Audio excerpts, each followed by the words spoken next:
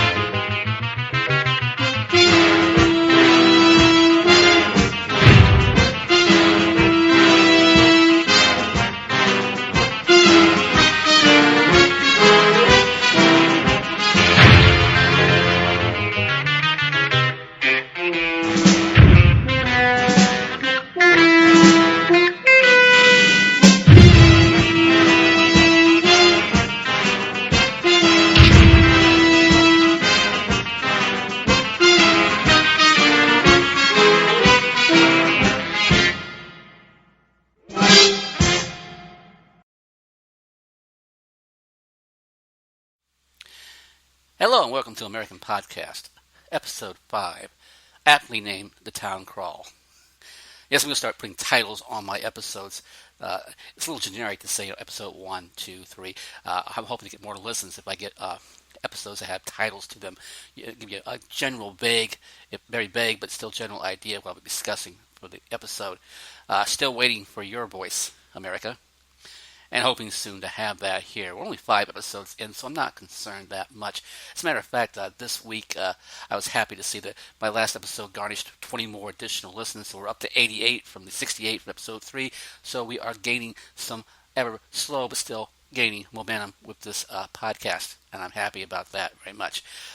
So again, it's just me, Frank, my podcast partner in crime, who you eventually will hear from. I swear to you, will.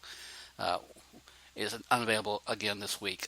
Has not answered any of my Skype messages, even though I've told him, hey, we got it rolling now. Finally, we got some listeners. Frank, where are you, Frank?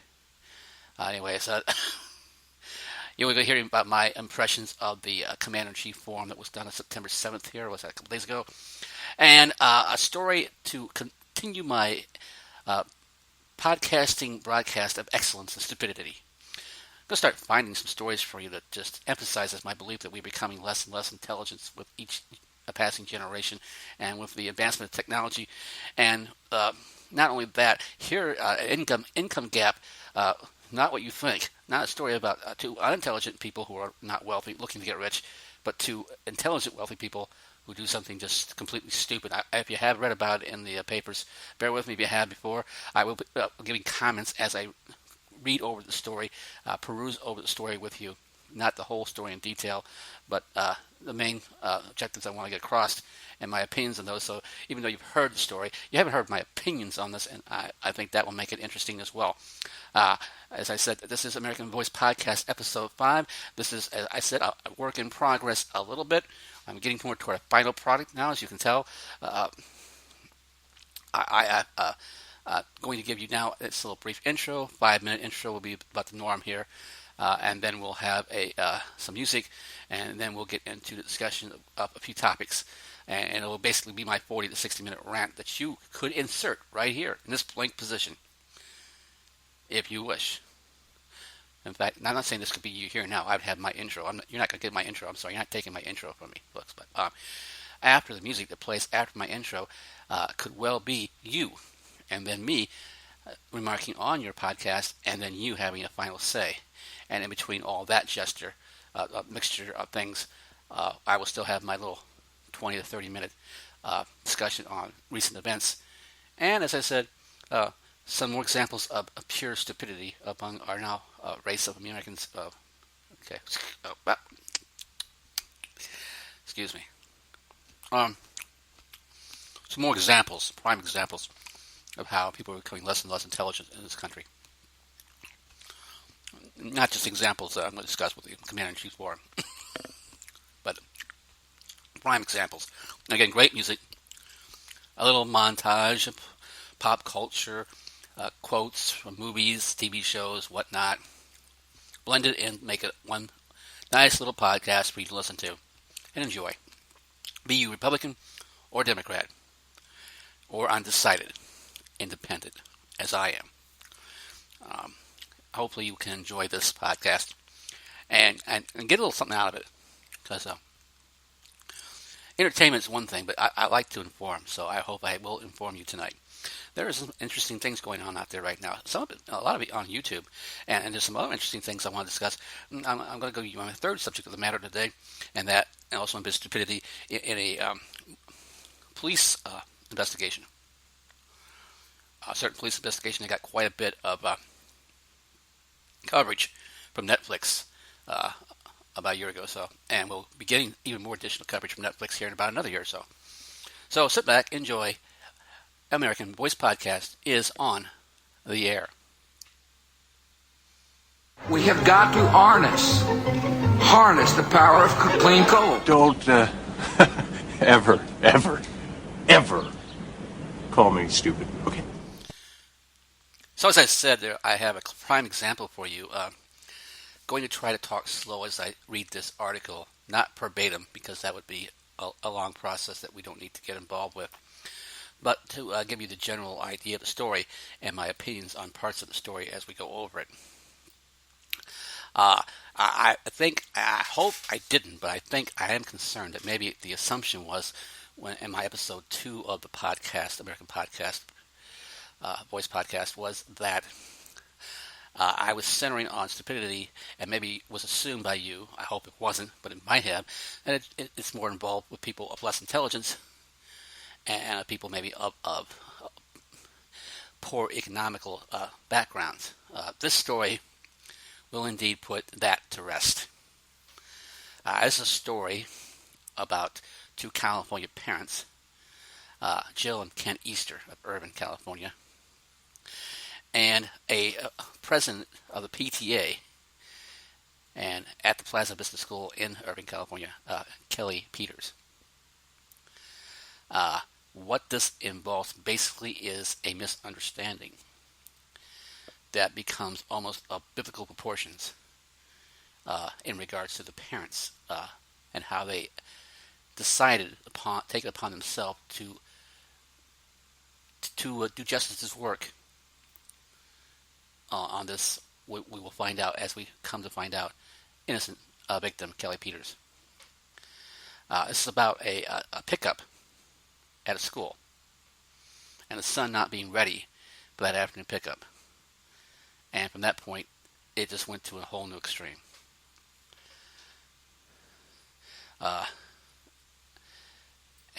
And that's just, I can't even emphasize just how stupid this whole story is. But these two parents, Jill and Ken Easter, The first thing you should know about them is they're very intelligent people. They're both attorneys. The mother recently became a stay-at-home mom during this time period and no longer practiced, while the husband practiced at a prestigious law firm in California. And on the day of February 17th, slow it down, 2010, Jill arrived at the Plaza Vista School to pick up her 6-year-old son from the after-school activities, which on that day was a tennis lesson. It might give you a small impression of the type of school this is. I'm sure it is a school with many wealthy kids. Not wealthy kids, they're not wealthy, their parents are wealthy, but many wealthy parents' kids attending. She thought her son had been crying because the tennis coach had done something to him, and the fact was her son was crying because she was late to pick him up, in my opinion, Peters will tell you in this interview she did with ABC News. Now, to backtrack a bit, Jill Easter showed up to pick up her son late, by the way. She was late picking her son up and realized and noticed immediately that her son was not with the rest of the kids. He had been left behind because not on just one occasion, but several occasions, actually, he had a deficiency, maybe. Not a deficiency, but a slow. He's pokey. We've all had kids like that. They're not stupid. They're just slow. They're pokey. They daydream. He's a bit of a daydreamer, according to his teacher, Kelly Peters.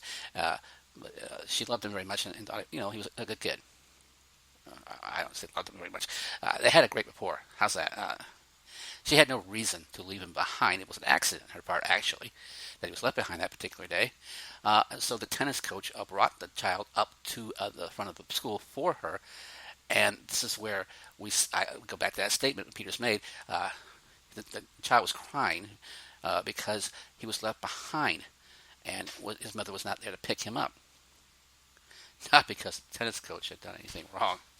And fortunately for the tennis coach, these vindictive parents, amazingly enough, did not pursue that line of criminal vindication. But Jill Easter and later her husband Ken Easter, also an attorney, became very offended when Peters said to Jill Easter, as she was picking up her son, he didn't line up fast enough, maybe he just walked slow. This is verbatim. He didn't line up fast enough, maybe he just walked slow. This, by the way, is the most important part of this entire story.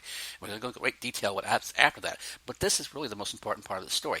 And if I will now interject and say, Jill Easter, all she had to do at that point, as she was walking away and heard this, is turn back around and say, "What do you mean by he just walked slow?" And at that point, I'm sure Kelly Peters would explain, he was pokey. He was just slow. He was not slow in the head. He was just pokey. But I believe Mrs. Peters said, "You're being slow, like falling behind in line," and I think the Easters took it as Peters was saying their son was being mentally slow. This is from the Officer Charles Shaver with the Irvine Police Department. And you may ask, how come our Officer Charles Shaver is involved in this? You will find out very quickly why. The police are involved in this very quickly. Well, actually not very quickly. They're actually involved in this at the later stages when they wish they had been involved in this a lot earlier. Because what happens next is just, it's baffling. It really is baffling what happens after this. This little confrontation at school. Her 6-year-old son was late she was late to pick him up, and he was late being brought up to the front of the school. After the spat over their son's pickup, Jill and Ken Easter launched a vitriolic campaign against Kelly Peters. Just complete. This is an attempt, almost like a complete attempt to slander an individual over a comment made that again, before this whole process begins, at the very point of pickup, it could have been averted. At the point when Jill and Ken Easter decide to launch this campaign, this evil campaign against Kelly Peters, they should have at least called her up and asked her to explain, give her one opportunity to explain what she meant by he just walked slow. They wrote a letter to the school principal, which they handed out to parents in the school parking lot, that accused Peters of purposely leaving their son locked out of the school and unsupervised. They blamed her for causing him to have anxiety attacks and demanded that she be fired. Well, if this had been 3 or 4 incidents, if there had been a pattern, and these are lawyers who specialize in bringing forth out patterns to present their cases in criminals, it's one thing. It's a one-time event. It happened one time. A school launched an investigation that found Peters blameless, so Jill Easter decided to take her to court. Step 2. Step 1. Try to slander her in front of parents parents of the kids at her school. Step 2. Take her to court. She filed lawsuits against me. A restraining order. She told the judge that I tried to kill her and that I was stalking her. Jill Peters told a judge that I filed a restraining order because she thought that Kelly Peters was stalking her and had tried to kill her. These are two intelligent people, two lawyers, using tactics that are so beneath them that it's like, really? Really? But believe it or not, this is just the tip of the iceberg of this. Just the tip. All right? Because unfortunately, well, fortunately for Kelly Peters, unfortunately for Jill and Ken Easter, none of these efforts to get her fired from her job succeeded. And apparently, this just wouldn't do for these two parents. After a year of attempting and every effort to make to get this teacher fired, something strange happens. February 16, 2011, almost a year to the date of the incident, the Irvine Police Department received a call around 1:15 p.m. on a school day reporting an erratic driver at the Plaza Vista School. The person on the phone said his name was Vijay, that's spelled B-I-J-A-Y. I'll try to pronounce this. Chandrasekhar, Chandrasekhar. And he was concerned about the welfare of his child, who he said attended the school. Just like the first part I told you, where how important it was to pay attention to this line that Kelly Peters said that started this whole event about how the Easter's child walked a little slow. This phone call will tie it all up neatly on pure stupidity. Just an intelligent attorney doing something so stupid. It's almost mind-boggling. It's mind-boggling. It is mind-boggling. It's almost like is this a joke? Is this something made up? If you told this to a person without having an actual internet article to show them, they would say, you made this up. You're making this up. Now, this man goes on to tell the dispatcher, I'm concerned one of the parent volunteers there may be under the influence of using drugs. Or maybe under the influence or using drugs. I just had to go over to the school, and I saw a car driving very erratically. So he just happens to go to the school at the precise right time. He needs to be there to see this teacher driving erratically. And he makes that key error, and the key error he makes is he believes she's under the influence of drugs while she's driving. An intelligent lawyer, and as I intervene in the story here, pardon me, an intelligent lawyer understands that if, in fact, Miss Peters is brought in for custody to the police department, she's going to be given a drug test. And when she passes that drug test, they're going to wonder what is going on here. If she was driving erratically, and the assumption is because she was under the influence, but she wasn't under the influence. What we find, as I will now tell you, is this slanderous effort made by the teachers. Made by the parents against the teacher. The caller with a great description, by the way, a white PT Cruiser, and said the volunteer's first name was Kelly. Officer Charles Shavers with the Irvine PD was dispatched to the school and found the car in the parking lot. We'll backtrack on that in a second, about that dispatcher call. The caller indicated the erratic driving also said there was a potential that the driver put drugs or pills behind her seat. So I went to the driver's side, Officer Shaver did, and looked in the window. There was a large bag of marijuana that was protruding out of the seat pocket behind the driver's seat. Wow, I need a V8. I mean, seriously,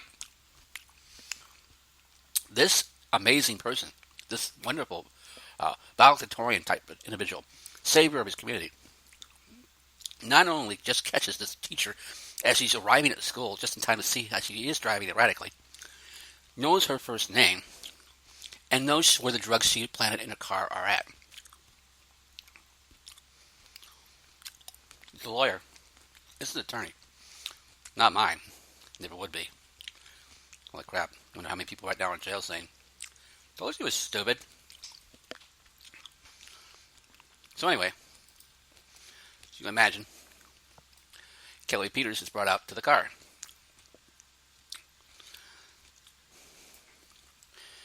Peters said when the officer first came in, she panicked. She thought something had happened to her husband.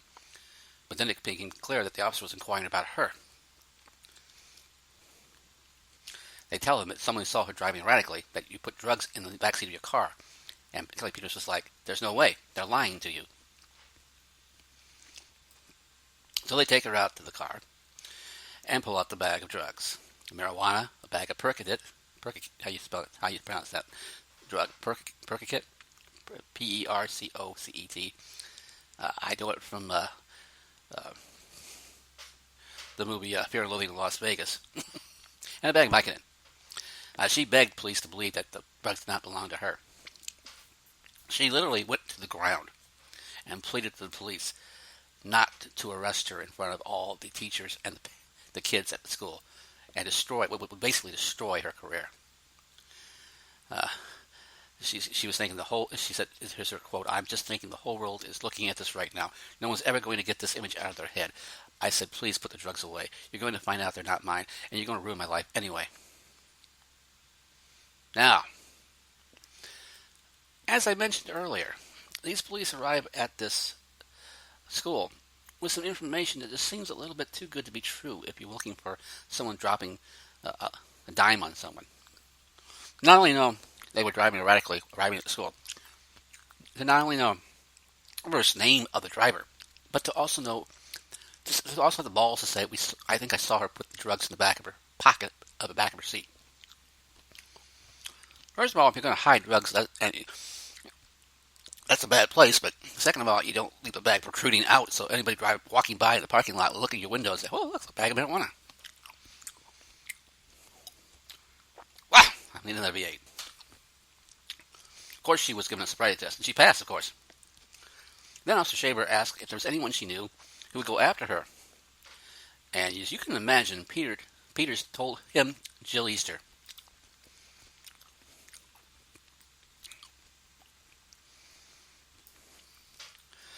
Police searched Peters' home, conducted DNA tests on her and her family, and the results showed zero evidence of the Peters family DNA on the drugs found in Kelly Peters' car. And that's because Kelly Peters did not have the drugs in her possession at any time. They were planted. Just to give you a little, spoiler alert. Spoiler alert! In case you weren't following along and couldn't figure that one out. She wasn't charged with drug possession, and the police opened an investigation into the drug planting. That's what police do. They investigate things that don't make any sense. And this did not make any sense from the get-go. Remember BJ Chandler? That phone call? I'm going to give you a little insight about that phone call. If you're going to use a foreigner's name to call a fake police report, at least have the intelligence, Mr. Kent Easter, to have a foreign accent. No, not just that being stupid. Starting out the conversation in English and changing it to a foreign accent in the middle of the conversation because apparently you just realize, oh, wait a minute, yeah, I'm supposed to be foreign. Wow, I need another V8. I could have had one. I think Kent could have had at least 4 or 5 V8s. I don't think it would have helped him much because I don't know V8s make you intelligent. But it certainly can't make you any more stupid. They traced the call made to the Irvine Police Department to a hotel business center in Newport Beach, California, about 11 miles from Irvine. So he goes a little upstate. They watched the hotel surveillance cameras from the date and time the call came in and saw Kent Easter walking into the hotel. Kent worked for the law firm located next door to the hotel where the call was placed. He went to his workplace to a plaza next door. You're going to make a false police report under a false name that's foreign. Forget to speak in foreign language till halfway through the call, right next to the law firm where you work. Police also discovered the drugs found in Peter's car showed the Easter's DNA on them. No gloves were used for that. No No clothes were used to plant the drugs. This is a lawyer, by the way, who made a living defending shady people. Probably where he got the idea in the first place, I imagine. Not having the intelligence to do what the shady people do when they try to set somebody up. And put fucking gloves on. Not only that, on his cell phone will be records pinging a tower very close to where Kelly Peters' car was parked the night the drugs were planted. Oh, he erased those texts that he made, probably definitely incriminating to his wife. But I didn't realize that police can track pings on towers from cell phones.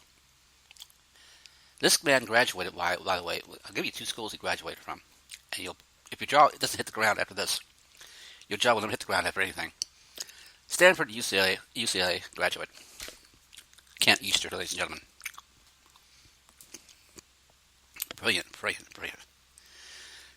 I'm looking at a picture of their mugshots right now, and I can tell you right now that if I was Jill Easter's husband, I'd be scared shitless of her. She has got a fucking mean look on her face. Of course, not a good day for her, I'm sure, but nonetheless. They're charged, by the way. Charged with false imprisonment and for tricking police into apprehending Peters. Now, Jill Easter pleaded guilty and was sentenced to 120 days in jail on Wednesday, October 30th, 2013, and Ken Easter pleaded not guilty. But his trial ended in a hung jury, 11-1 in favor of a guilty verdict. He was again tried this past September of this month here we're talking about right now. That's why it's a recent story. And if you watch ABC News 2020, you've seen this story. The defense that Kent, who defended himself, and went to great lengths to show he was very impoverished after the event. His basic defense really was, the first basic defense he made was he had lost his job. He lost his job after this, obviously. He was disbarred from practicing law. He called it suspended. He was disbarred. The home he tried to quitclaim deed over to his father before a civil case was put forth, which would award $5.7 million in damages. That failed, so he lost his house. And he's living with his mom and dad, with his kids. And not with Jill, by the way, because during her separate trial, separate civil trial, she admitted to having a matrimonial affair. So they divorced, obviously, and so now he also lost his wife. And so in front of a Florida court, by the way, this is a Florida courtroom, a jury of Florida people. If you've been to Florida, there's a lot of people in Florida who are retired, so you can imagine at least one of the jurors on that panel, a good chance, was a retired person. Again, this is classic. This is just too classic. He said that he'd already lost so much, and that this is a civil case, by the way, not a criminal case. The amount of money that the court was wanting to award Kelly Peters was just outrageous. He says, yes, she was harmed. Yes, we did harm to her. As he did admit finally, not during his criminal but his civil case, that he was guilty of planting the drugs. Yes, we did harm to her, but that doesn't give her the right to win the Powerball. Calling her settlement a Powerball winning. In the state of Florida, amongst retired people. Kent, I'd imagine one day I'll see you on the world's dumbest criminals, but probably not, because you don't need to be amongst them. You should have your own show. The number 1 world's dumbest criminal. And number 1 worst attorney. When that didn't work, he switched gears. And in court, Kent's attorney hired an attorney for a civil case, by the way. He represented himself in a criminal case, but not in a civil case. And in court, Kent's attorney painted his client as a husband with no backbone, a bumbling boob doing his wife's bidding. A honeydew email from Jill to Kent was entered into evidence. In the email, Jill gives Kent a long list of assignments, including exhausting the criminal code against Peters and filing suits against the school district, the school, and others who might be connected. She wrote he had 24 hours to complete this honeydew list. And on September 10, 2014, Kent Easter was found guilty and sentenced to 100 days in jail. I backtrack. It's hard to get to the criminal case. Yes, he was sentenced, and he did represent himself. In the civil case, he had a In the criminal case, he had an attorney. In the civil case, he represented himself. I'm sorry. I need to correct myself on that. I don't want to be coming off as a Ken Easter imposter.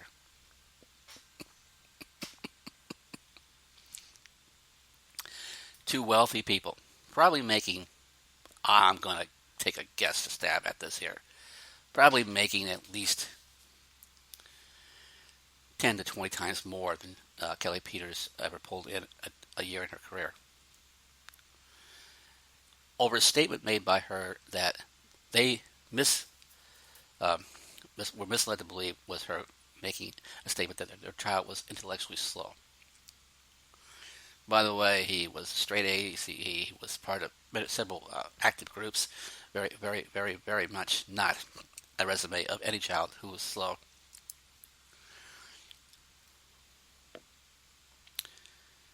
And yet it escalated to this point where two parents were not just happy with getting revenge. They weren't just happy anymore just getting Kelly Peters fired from her job.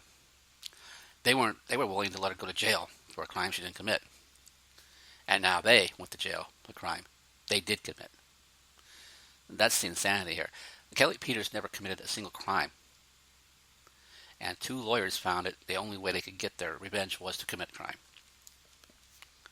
Two civilized individuals who all they had to do was ask Kelly Peters, what did you mean by he walked a little slow? Stupidity 101. Students, I rest your pencils now. Your pencils can rest it down and contemplate just how intelligent and how intelligent not only are the people who have little education in this country, but the people who have high levels of education. It's rampant, and it's going to get worse.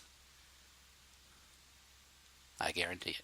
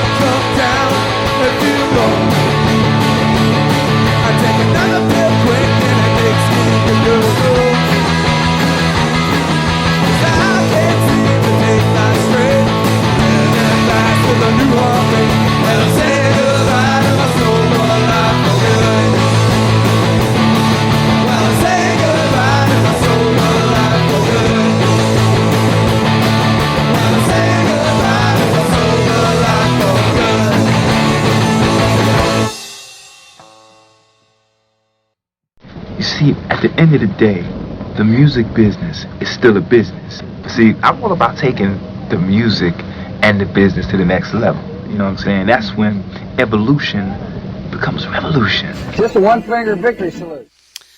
As you can imagine, I don't edit this show.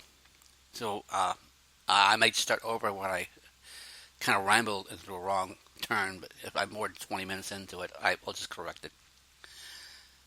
Much like Hillary Clinton does in her speeches. Oh, sorry. Okay. I'm hoping, at least, I'm hoping that you have a desire to listen to my comments on the Commander-in-Chief forum down here just a little more than 48 hours ago on the USS Intrepid in New York. Hillary went first. When I watched Hillary Clinton, I couldn't help it. I just couldn't help it. From watching YouTube's this whole week about concerns about her health and all this, that she might actually have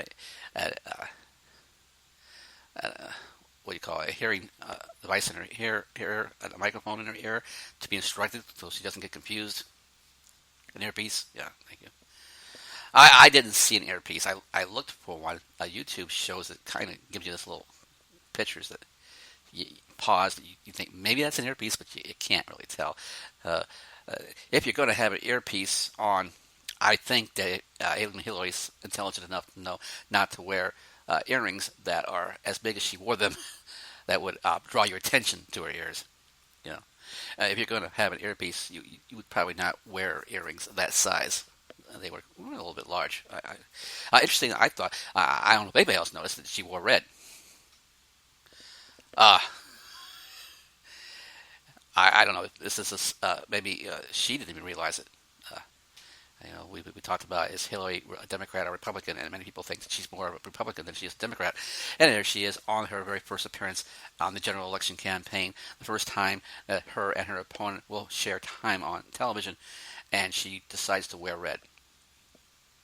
Just noticed it. I'm sorry. Maybe it's just, red brings out the personality in her at a military forum. Yeah, when you think about it, Hillary, that's you're sending a subliminal message that it really could hurt you. Just saying, silly things like that. But I'm trying to give you the impression. The first thing as I was watching her discuss her military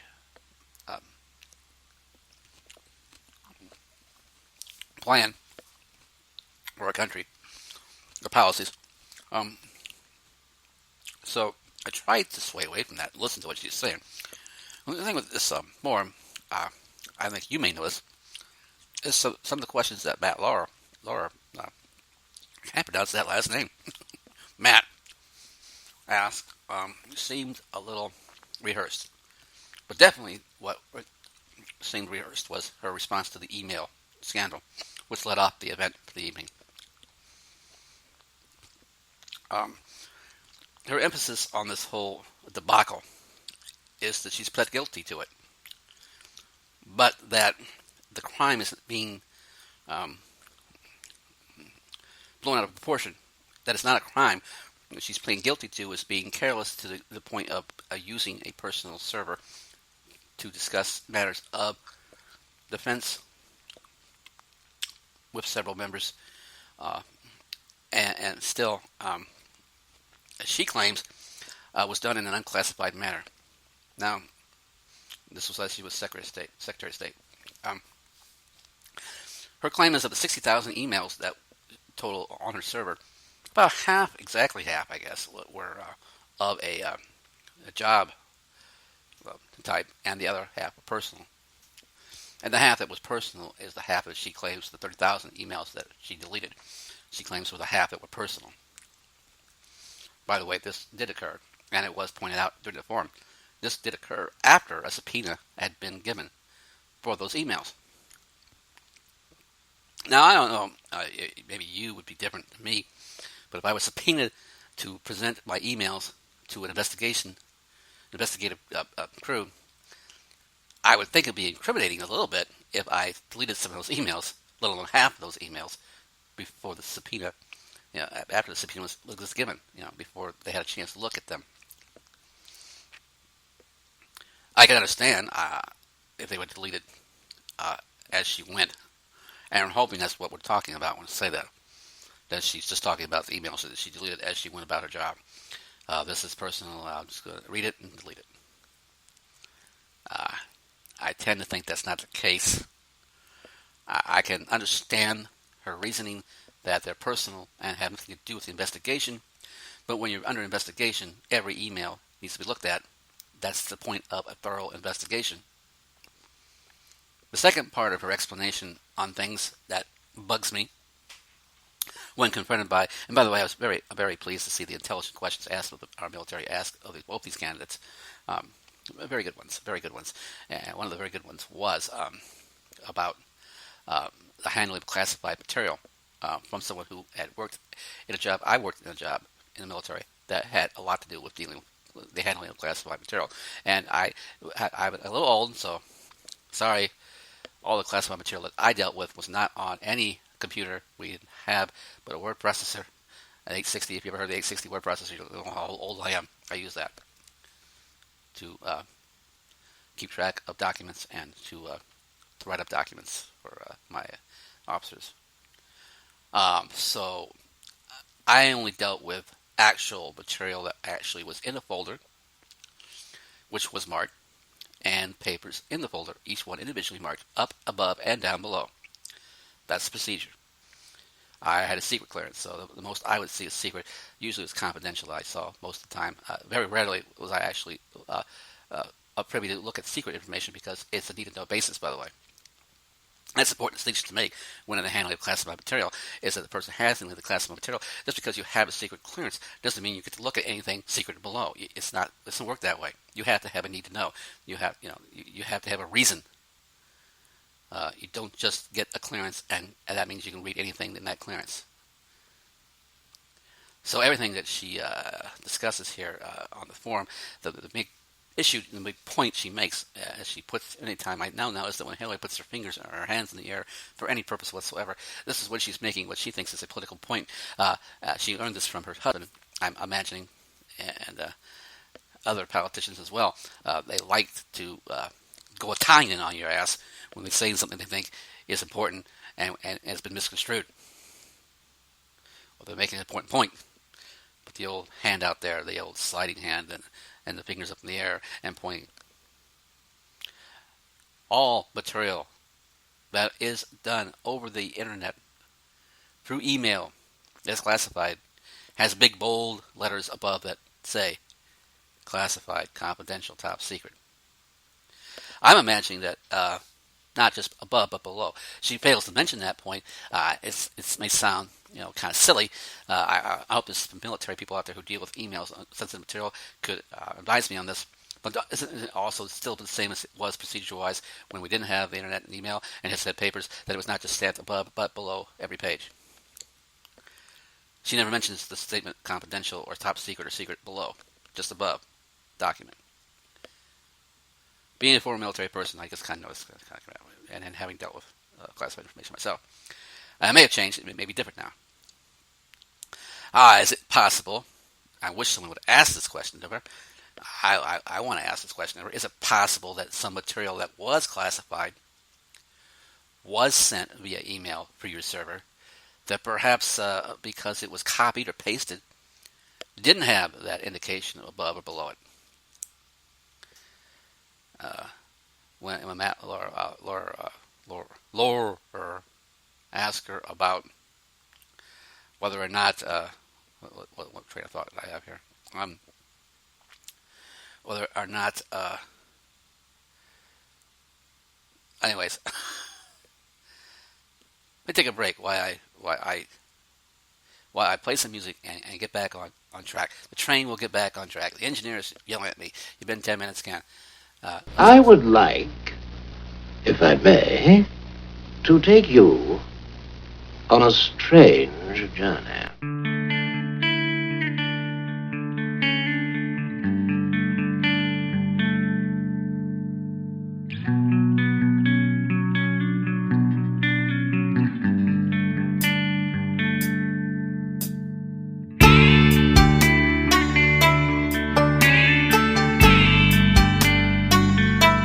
RuckusWorld.com.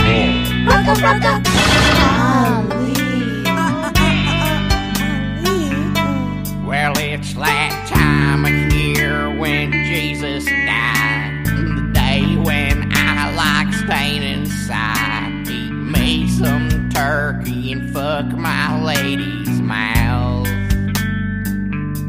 Well, it's that time I drink Jim Beam eggnog. I beat my kids and pray to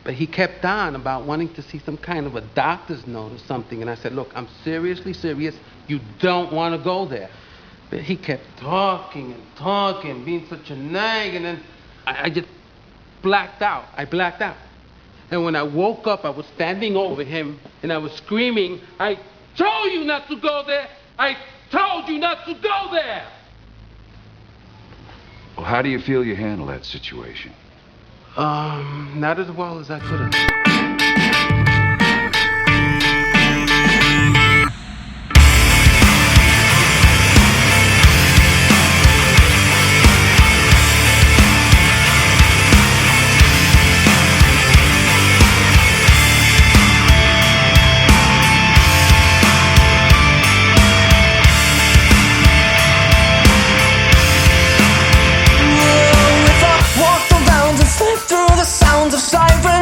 Could I make it home, or if I paint the town and watch you towards the violence, would I want your love? Come running, running, running, running, running, break my legs and chip my bones. Come running, running, running, running, running, cross my heart inside a hope of love. Beneath all the hurts and face you.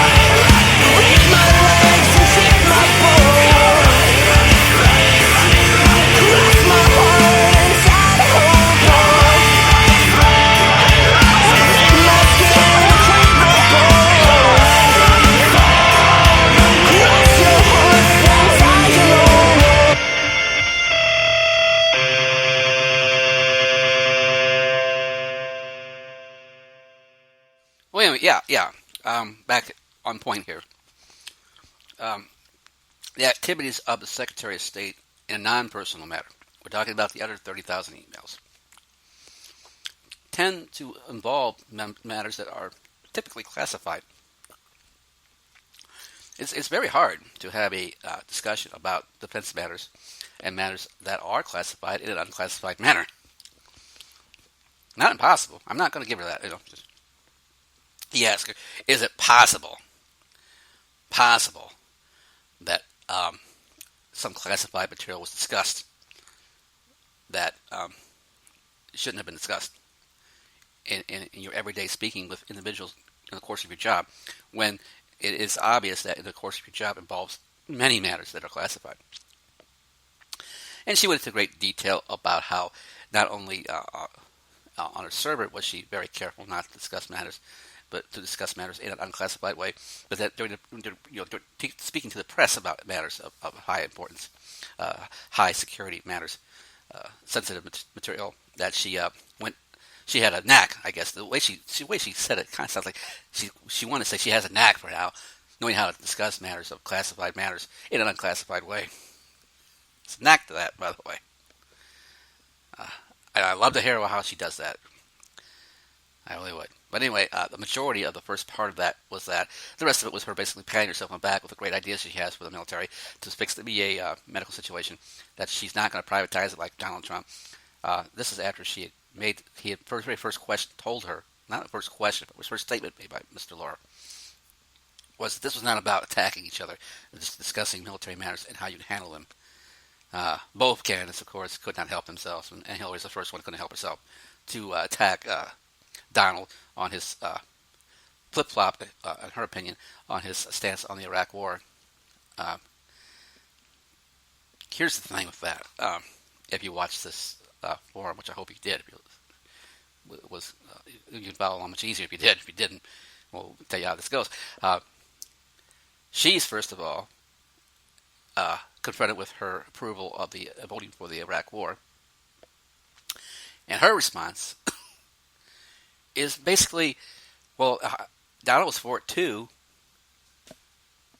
We're back at Plaza Vista School, and I'm Kelly Peters, and you're the students here, Hillary and Donald. Well, he was for it too. The hell kind of response? What kind of... We just said, don't attack your opponent. Give us the reasons. Because several people died because of this vote. And again, same thing with Libya. Well, he was for it too. The questions being asked here during the middle part of this forum, I think Matt was trying to gauge to the point of trying to relieve some people of the concern that Hillary is going to be a war hawk. She did emphasize she would not ever approve of boots to the ground in Syria. This after an advisor was quoted as saying that she was for boots in the ground in Syria if it was necessary. The thing about it is you just can't take everything off the table, and that's what both these candidates and nominees did. They basically tried to not leave, to take things off the table. In a military situation with dealing with a country where there's people trying to kill Americans, and they're the enemy of ISIS and all these terrible groups. You can't take anything off the table, because if you do, then you give them power. They understand that you're not going to come after them that way. You're kind of telling them what you're going to do, which is a bad policy when dealing with terrorists, is to tell them how you're going to handle them. And Donald makes a good point with that. I'll give him that much. He did make a good point with that, even though Matt tried to just run over everything he was saying. I'm not going to tell you what my plan is to defeat ISIS, because that's the idea. You defeat your enemy by not letting them know what you're going to do. It's not really that hard, Matt. It's coming from a millionaire who knows nothing shit about anything, who believes he knows everything about anything. He actually puts you in your place with that answer, and that's pretty sad, because you're a well-respected journalist, and he puts you in your place with that answer. He's absolutely right. You don't tell the enemy what you're going to do.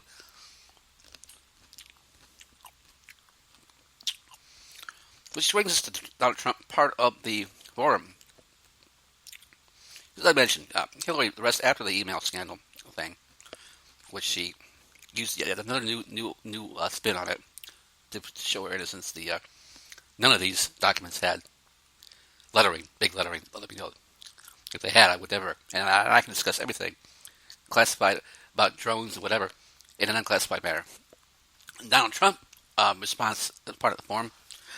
We will hear Donald Trump talk about defending his ability to be the commander-in-chief. His knowledge. Matt Lauer really corners him big time on this one. His knowledge of ISIS, that he actually made the quote, that he knew more about ISIS than the generals in the military knew. Tap dancing time for Donald, and it was really a hell of a tap dance. It was. Again, he kind of took a page out of Clinton's handbook there and tried to talk about how bad Obama and Hillary were at dealing with terrorists. And how bad intelligence in this country's military is, and how bad the generals and our admirals in charge of our military are, and then proceed to bring out this wonderful letter from 88 generals and admirals in support of him. The people he just cut down support him. But that's not the most humorous part of the night, without a doubt. When Matt asked Donald, "Who are these people? How are you preparing for this job? Who are you learning from?" And again, there's a letter. There's the generals and admirals. They're scared about this very forum. There's General Flynn. And there's the others right there around him. 88 generals and admirals support him. He can name one. One in the crowd had many scattered him out. If I'm the other generals and admirals, I'm feeling kind of like stiffed here. I'm like, WTF? I mean, well, I see how important you really thought I was to you there, Donald. By the way, the position I have tomorrow will be available to somebody else because fuck you. You don't know my name? You can't mention more than one? You have a list of 88 in your hand. You have a list of 88 in his hand in an envelope, some of which were scared about the forum, and you can only name one. It was General Flynn. There's Admiral Moe, Lieutenant Commander Curley,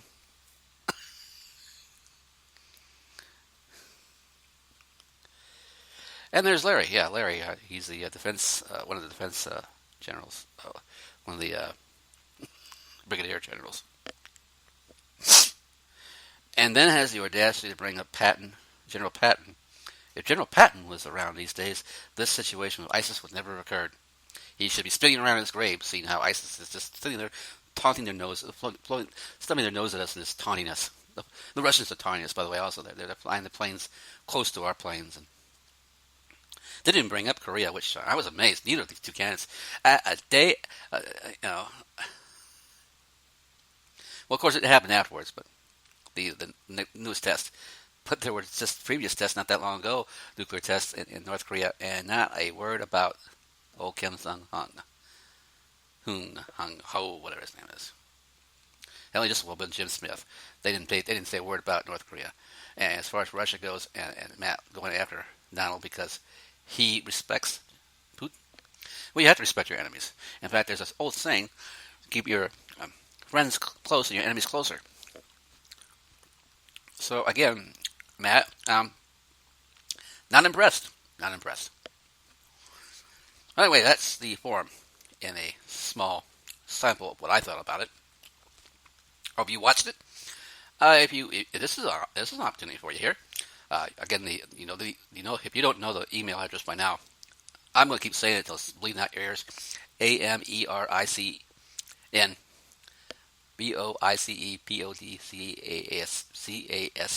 American Voice Podcast. American with just one A, the first A. Voice Podcast at hotmail.com. Email me what you thought about the forum. Your comments comments are interesting and funny, especially if they're funny. But they're interesting too, and they make some points. I'll read them out loud on the next podcast. We've got 2 weeks before the next big one, the very first debate, the actual first debate. So we've got some time here. Throw me out your ideas. Tell me who you thought won. Just for the hell of it. I really could care less who won, because I said I'm voting for Jill Stein. And I don't believe in winning town halls. You don't win town halls. They're just so rehearsed and so obvious that some of the questions they have knowledge that the question might be asked. And maybe if you're Hillary Clinton, you have the earpiece in your ear, so even if you don't, you get taken a foot by a question, you have the answers in your ear anyway. I don't know. Wow. I'll end this podcast with one more current story. But first, some music. And the next current story, by the way, involves stupidity again, but this time at a civic level. Cue music. But I will tell Americans straight up that I don't know what a vice president does. Did I do that?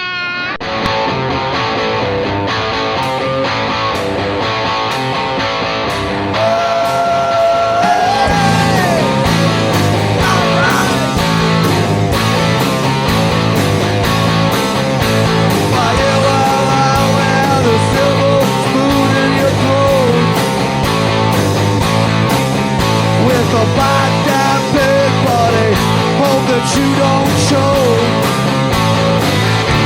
and you won't get away with it. With spots like that, hey, you go, go, go.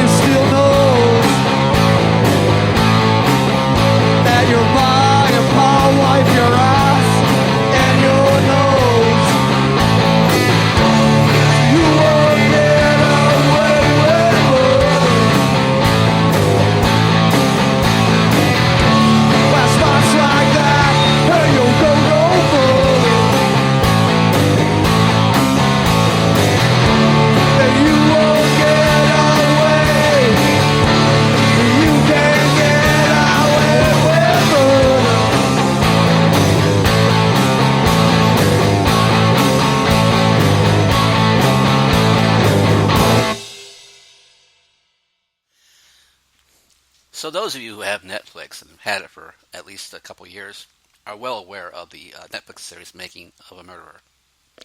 This is the Stephen Avery and Brendan Dassey case, charged with the crime of killing Teresa Hallbeck, a photographer for Auto Trader in Manitowoc County in Wisconsin. Some breaking news, and if you don't know this, if you haven't heard this, you sit back and prepare to be shocked. Brendan Dassey, most likely here, is going to be released within the next 60 days, barring a retrial, as habeas corpus was given to him. The confession that he made to police officers of Manitowoc County police officers investigation was thrown out as being that he was had no representation, and that they led him to his answers, coerced him into a confession. Those of you who watched the series can remember that quite well, that very scene where he's with his mother and he's saying, "They got into my head." Well, I don't know if he's innocent or guilty. I don't think this proves him innocent. What it does is prove that the police investigation is guilty of stupidity. When it turns out, though, in Wisconsin, there is no law that says you have to have representation when being questioned as a minor, or that your parent should be there, has to be there. So they were within their rights to interrogate him without anyone there for him to advise him. You know, if he had a lawyer there, he would advise to keep his fucking mouth shut. But anyway, they were within their rights to do that. Still, nonetheless, the judge in the habeas corpus concluded that this was a coerced confession, that he was not given the proper instructions to how the interrogation was to take place. If he had, he would have realized at any point in time he wanted to, he could have just got up and left. He was not being held for any crime. But we're talking about a gentleman with an intelligence level that is barely a six-year-old kid from the Plaza Vista School probably could run circles around this guy. Okay? But anyways, that case has now been thrown out, the confession, which, by the way, about 65 to 70% of the case against Brendan Dassey was based on the confession. So even if they attempt to rapidly, and I'm sure they are trying, I'm sure they're trying everything they can to try to rapidly put together a new prosecution against Brendan Dassey, they don't have much of a case without the confession. It would be more of a waste of the public's money and the effort of the prosecution of the state of Wisconsin to pursue this matter. That's why I'm almost thoroughly convinced, there's a 98% chance that Brendan Dassey is going to be a free man here in about 2 months. What does this mean for Stephen Avery? Well, Netflix, by the way, is going to have a second Making of a Murder season. Why are they going to have a second one? And this, by the way, was announced before Brendan Dassey's habeas corpus. So this only adds more to the intrigue, I'm sure. Series. Hopefully, we'll get that as part of their show. I don't know how it's timed out, how they plan. I think they plan on releasing this new series next year. Sometimes, hopefully, early next year. New evidence is being leaked out to YouTube, kind of, in bleeps and blurbs. Interesting ones, indeed. Some of it's still going back to you go back on my podcast. If you listen to my old podcast, thank you. And if you don't, I did go over this case a little bit thoroughly in one of my episodes of my podcast as a member of the PLP party, a defunct party that eventually joined in with the NAP party that now is defunct, and now it's American Boys Podcast. Are you all caught up, students? Okay. Anyway, my conviction was that the investigation of Stephen Avery and Brendan Dassey was botched from the very beginning. Not just the confession, which now has finally been thrown out, but a lot of the evidence had some holes in it that there was any reasonable jury should have found a reasonable doubt. And that I believe the possibility that a serial killer by the name of Ed Edwards, whom was known for framing people, just basically to flip his finger at the cops. He hated police. He thought they railroaded people. He wanted to do whatever he could to make fun of them. And he was not an unintelligent person, by the way, a very intelligent person. knew how to write cryptic letters, and one of the letters he actually wrote, they believe he wrote, gave police information to where the body of Teresa Halbach would be found, and cryptically actually had his name in there. Now, how you do this, I don't know. I'm not an expert on this. You'll have to get on YouTube. And please get on YouTube and search for encrypted letter by Ed Edwards. I'm sure that will bring up somewhere in that search engine this interesting video. It's about a 20-minute video that goes further into this Edwards theory. Part of that theory, part of the biggest part of the whole case against Steven Avery is the police being able to have a timeline that shows Teresa Halbach's last stop as being at the Avery salvage yard. When in fact, if you watch this YouTube video, you'll hear the two lead investigators of Manitowoc County Police discussing before Teresa Halbach's car is even found, which it will be found on Avery's property, before it's even found, discussing the timeline and what they thought. And they both agreed they believed her last stop that day was at the Zipperman residence. She had 3 stops to make: Smith's, Zipperman, Avery. The conclusion of that by these two police is kind of shocking, because that's not the timeline they use in the trial when they believe they had the killer. There's also the point to be made that not all Teresa Halbach's bones were recovered at the scene of the so-called scene of the crime, and the sweat DNA that was discussed, which they believe, remember, they got that information from Brendan Dassey's testimony, his false, now habeas corpus thrown out confession. Holes being punched, folks. There are holes being punched in this case. Every time you turn around, for every possible thing that makes sense to you that make you believe that these two are murderers, there's more holes to get punched to believe you say, I'm not so sure now.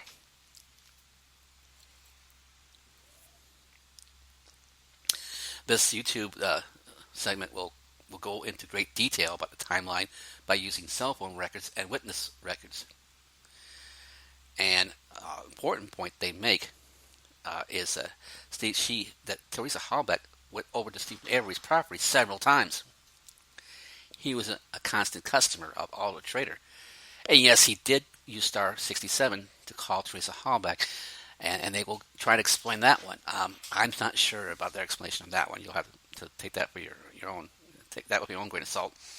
But I am sure of is the cell phone records and witness records, and the fact that he was that she actually left a message on his answer machine telling him that she would be out there shortly after 2 p.m. to look at his sister's car, Barb Jonda.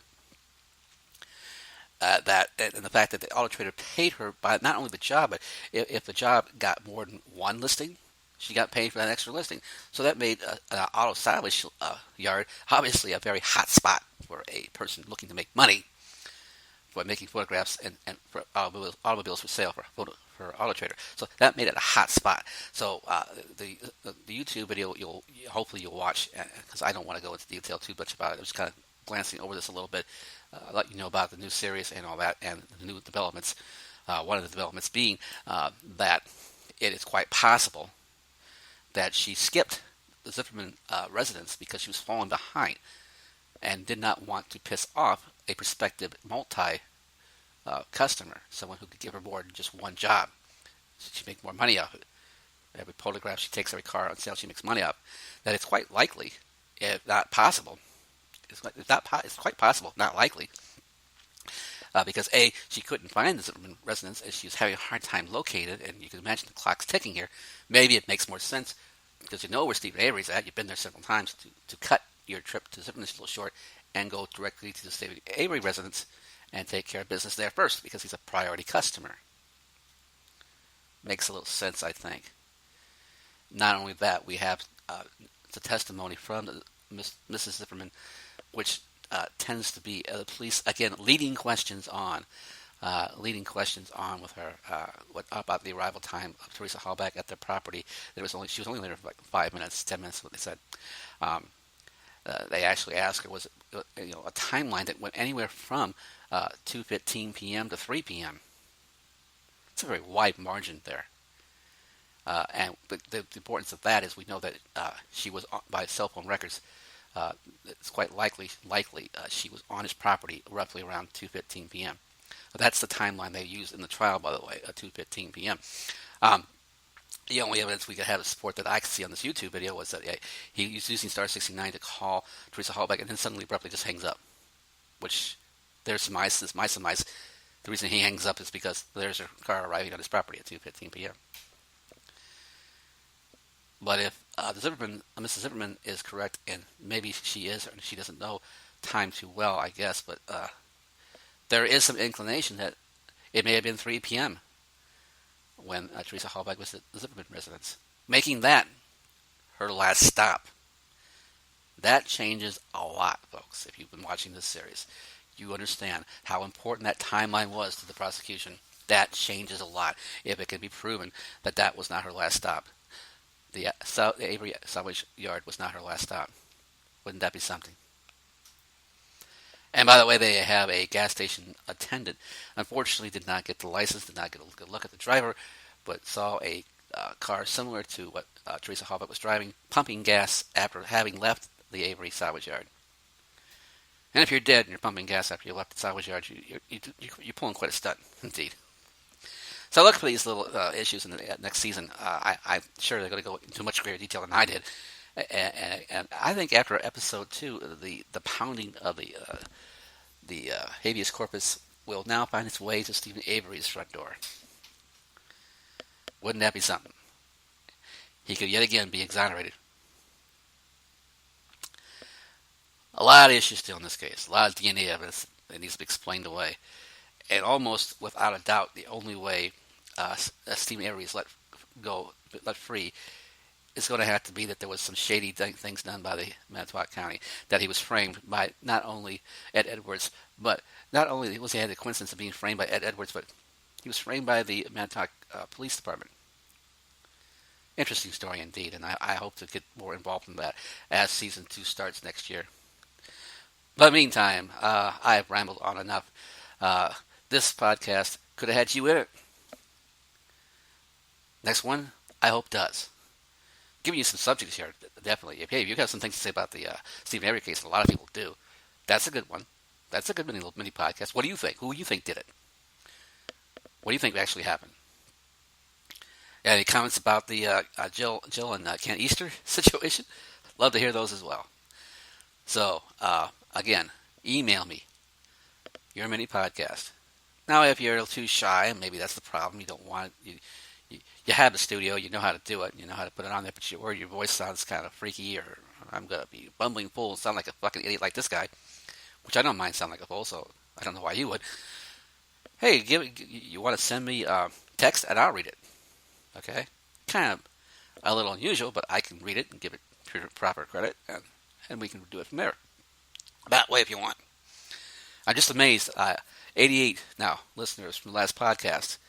That makes over 160 listens of the first 4 podcasts, and still not one person has emailed AmericanVoicePodcast@hotmail.com. AmericanVoicePodcast@hotmail.com. I am now pleading with you. Not really. Just kind of baffles me. I know I'm getting listens, but no one's wanting to even comment, which they can do on my podcast, or even a like or two. I got 10 follows. Nobody likes it, but they follow it. Follow, like, share the link. This has been Ken Woodward, American Voice Podcast. Until sometime early next week. Probably I'm off Monday, so it'll be a good one to do then. Stay vigilant, stay informed, and follow. Don't be stupid.